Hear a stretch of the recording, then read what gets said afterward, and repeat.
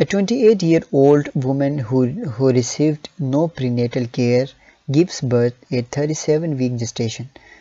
The fetus is stillborn and has a number of anomalies, including a flattened face, large and low-set ear, and clubbed feet.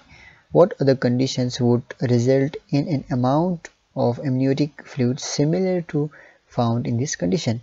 So a mom, she gave a birth and the baby is stillborn, okay, and the baby has certain some sort of anomalies. That the anomalies is flattened face, the baby has flat face, large low set ears, the clubbed feet. So all these conditions shows that the baby is suffering from some Porter syndrome.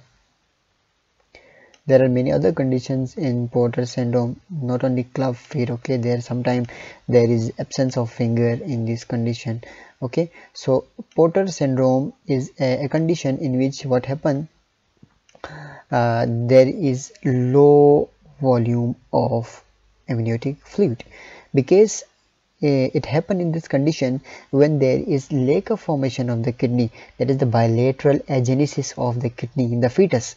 If one kidney is not working, not formed in the fetus, then we can say that there will be oligohydramnios, but the condition, then the amount is not as much as low as it occur in the bilateral agenesis. So when happen bilateral agenesis, both kidneys are not formed in the fetus. When the fetus has no kidney, then there will be no urine production.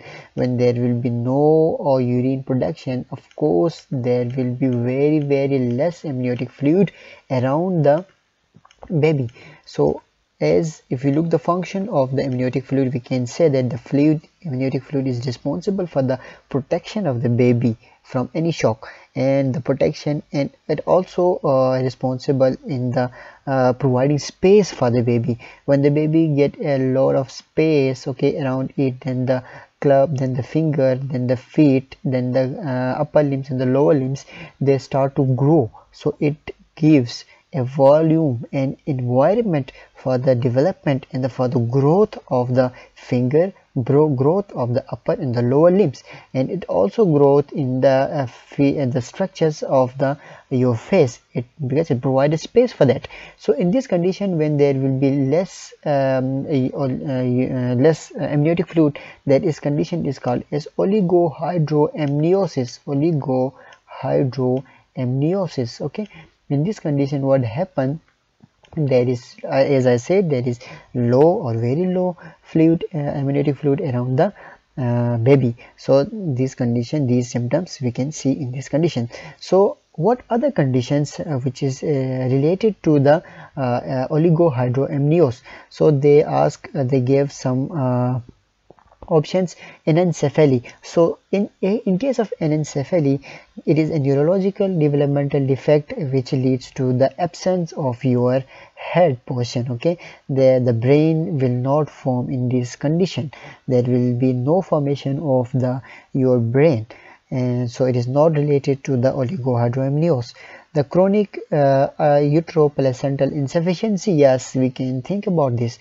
And number third, there is the duodenal atresia. No, it is not related to the production of the urine. Maternal diabetes is also not related to this. Trisomy is not. So our point, that is, we can see that the chronic uteroplacental insufficiency. But why uteroplacental insufficiency? Because the baby receive its nutrient from the mother. If there is abnormality in between the placenta and the baby, okay, then what happen, there will be a less nutrient and less blood volume reach to the baby. So when there will be less blood volume, less nutrient leads to the baby, then there will be low blood volume into the body of the baby. So then again there will be less urine output. When there is less urine output, then there will be less fluid around the baby, and this condition is already said, that is the oligohydramnios. So this is the option, that is chronic uteroplacental insufficiency is a condition having similarities thereof the Porter syndrome. In both conditions we can see oligohydramniosis. Thank you.